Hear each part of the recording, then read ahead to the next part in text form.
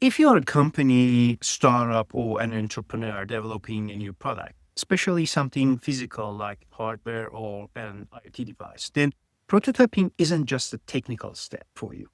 It's a strategic. Hello, I'm Hamed from CRINNAC. We have worked with a lot of founders and development teams in the past. And I can tell you that prototyping plays a much bigger role than most people realize. Sure, one obvious reason to make a prototype is to test if your idea actually works. But for many, it's also about validation, it's improvements, and even communication. Let's say that you are raising funds. Having a tangible prototype in your hands, even if it's rough, speaks volume more than just pitch deck. It helps investors to take you seriously. It shows progress in the process.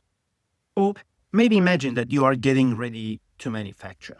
Building a prototype helps you to understand whether the product is actually manufacturable and what would be its cost, which are really sometimes very important. Getting user feedback, that's another big one. A prototype, even if it's not fully functional, gives people something to react to. You will learn more, a lot more, from watching someone using it for, 5 minutes rather than weeks of surveys and guesses. And of course, don't forget improvements. The moment you hold your idea in the physical form in your hand, your thinking changes. You see things that you didn't notice previously in your CAD design. You feel if it's working or if it's not. The goal for prototyping changes really depending on where you are in your journey. Early on, it's about proving just a concept. But later, it's about testing functionalities and mechanisms and whatever you have in your design. Further down the track, it's about refining the design for production, packaging, testing, and compliance. The key is to understanding what you're trying to learn from each stage and building the right prototype to get that answer for you.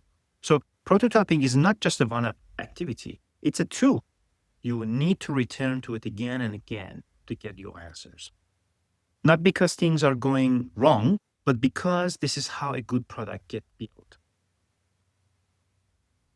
Till now in this series, I talked about prototypes and why they are important. In the next video, I will talk about common prototyping methods, and I will explain to you why and when we're choosing one method against the other ones for achieving the good results. We will also publish a bit more detailed and comprehensive articles after each of these episodes to explain a bit more on that topic and give you a bit more details. So hopefully those will give you a bit more better understanding of topics that I will discuss in these videos. So please check them out in our website and the social media posts. Till the next time, take care. We'll see you soon.